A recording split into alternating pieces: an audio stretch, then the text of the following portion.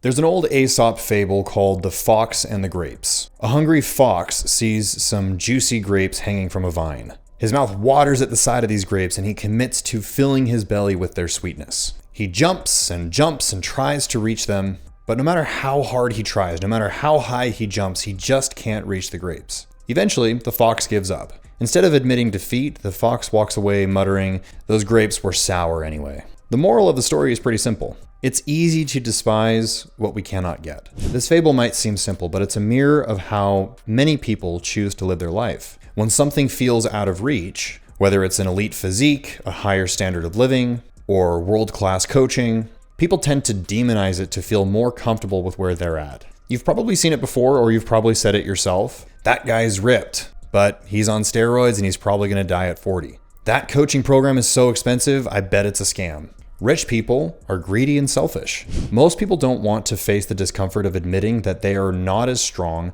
not as fit, or as successful as they'd like to be. So instead of striving for something better, they convince themselves that it's just not worth it or that it's impossible. This is the sour grapes mindset. The problem with the sour grapes mindset is that it keeps you stuck. When you convince yourself that something isn't valuable or not worth it, you shut the door on growth and opportunity. Instead of asking yourself, how can I reach that level? You settle for mediocrity and make excuses for why you'll never get there. You stay fat instead of working for a better physique. You stay broke instead of investing into skills, coaching, or opportunities that could elevate you. Or you stay weak instead of pushing yourself to become stronger. When you protect your ego, you pay a very steep price. You miss out on reaching your full potential. You watch others succeed while you stay stuck. You spend more time justifying your lack of results instead of actually getting results. Now, the reason why people fall into the sour grapes mindset comes down to basic human psychology. And there's two things going on here that we're going to talk about: cognitive dissonance and ego protection.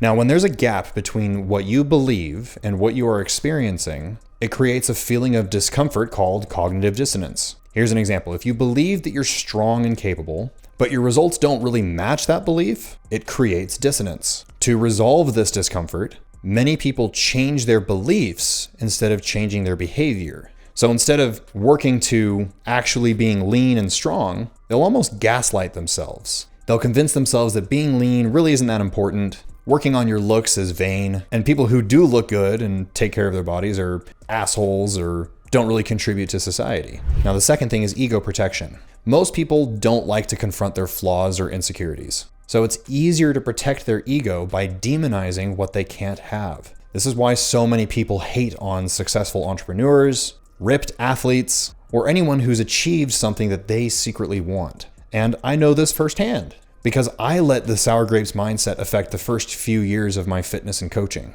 When I first started online coaching, I created an enemy in my head. Nikki Stott and Luke Kish from Warrior Babe. You've probably heard of them. They were doing everything that I wanted to do. They built a coaching business that not only was changing lives, but they were making millions while doing it. But instead of seeing them as an inspiration, I saw them as a threat. I convinced myself that anybody that is making that kind of money must be sleazy or dishonest. I believed that building wealth was only possible if you had a bad product or you were taking advantage of others. And while this may be true for some businesses and products, this isn't the case for all of them. Now, it wasn't until one of my mentors pointed out to me that when we dislike someone, it's often a reflection of our own insecurities. Nikki and Luke were successful. I wasn't. Nikki and Luke were rich. I wasn't. So instead of striving to be like them, I disliked and mocked them. Thankfully, I dropped that mindset a long time ago. And a few years and thousands of clients later, I actually had the chance to meet Luke and Nikki in Nashville. I took them to lunch and they spent hours with me helping me grow my business.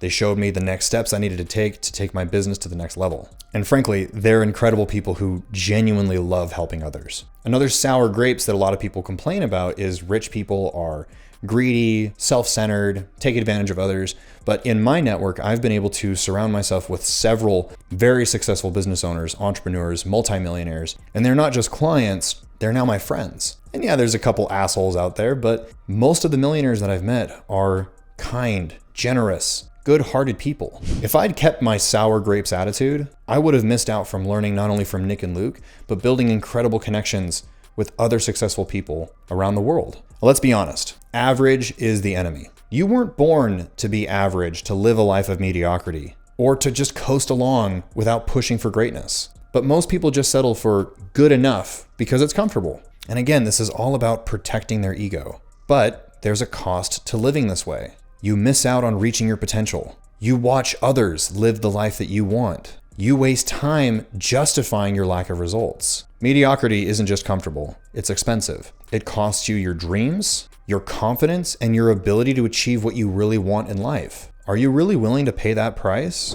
Now, one of the most common sour grapes excuses that I hear is, oh, that's too expensive. The truth is, you buy what you value. If you show me your bank statements, I can tell you exactly what you prioritize in your life. Most people don't think twice about ordering food from DoorDash, streaming services, OnlyFans models, Twitch subs and donations, or other vices. But then they balk at the thought of investing into their health. Is investing into your health really that expensive? Or is staying fat and out of shape costing you more in the long run? Consider these costs. If you had a heart attack from being fat and out of shape for decades, an angioplasty, follow-up care, and hospitalization is going to cost you anywhere from $50,000 to $150,000. Now, if you're diagnosed with type 2 diabetes, which is really common if you're fat, your insulin and medications alone will cost you anywhere from $300 to $500 a month. Lastly, if you end up in a rest home because you're weak, frail, and fat from 60 years of neglecting your body, you're paying at least $4,000 a month in assisted living and care. Can't afford a nursing home? Congrats, you're now financially burdening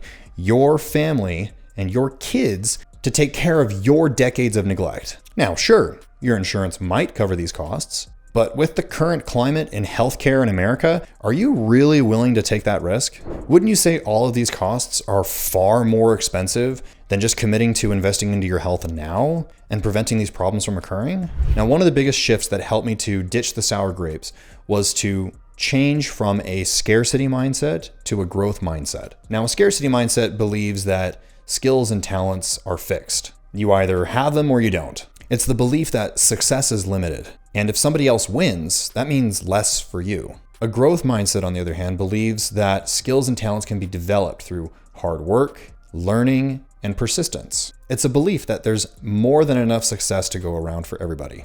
Now, when I wanted to lose 60 pounds of fat after competing in strongman, it felt impossible. And the sour grapes mindset convinced me that being shredded isn't that important. Having abs was for weak, scrawny, pretty boys. But I had to stop gaslighting myself. When I shifted into a growth mindset, I realized that I lacked the skills and the knowledge to achieve this fat loss goal. So instead of complaining about this, I hired a coach that could help me transform my body faster than I could have done it on my own. If I had a scarcity mindset, I would not have had the courage to invest thousands of dollars into another coach. But it was thinking in abundance that helped me realize money always comes back, but time is a finite resource. Which one am I more willing to give up?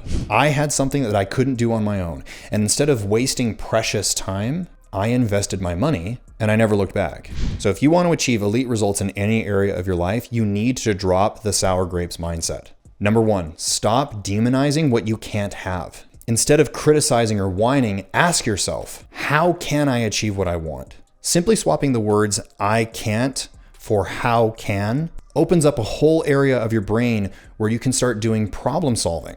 Number two, stop settling for average. Raise your standards. Demand more from yourself and refuse to settle for mediocrity. Number three, embrace discomfort. Discomfort is a sign that you're moving in the right direction. A really good book you should check out is The War of Art. And in that book, he talks about that discomfort and resistance can be our North Star. We can use that as a compass to ensure that we're headed in the right direction. If we're feeling discomfort or resistance, great. That means that we're headed for changes in our life. If all you feel is comfort, we're headed in the wrong direction. Greatness doesn't happen in comfort. Number four, invest into your growth. Whether it's investing into coaching, learning a new skill, or pushing yourself physically, you need to put skin in the game. And there's a price to everything. In life, you're either going to pay in time, failure, or money. It's your choice. Now, there's a reason why Look Like You Lift Elite clients see incredible transformations. It's because they put skin in the game. They believed in our program and in themselves enough to invest money to save themselves time and the frustration of failure. And that's why they see success. You deserve more than a life of self-sabotage and excuses. You deserve to reach your full potential and achieve results that most people are too lazy or too scared to ever pursue. In Look Like You Lift Elite, we push our clients to break free from mediocrity, build unstoppable momentum, and achieve elite results. If you're tired of making excuses and you're ready to level up, it's time to take action. Click the link in my description to book a time to chat with me to see if Look Like You Lift is the good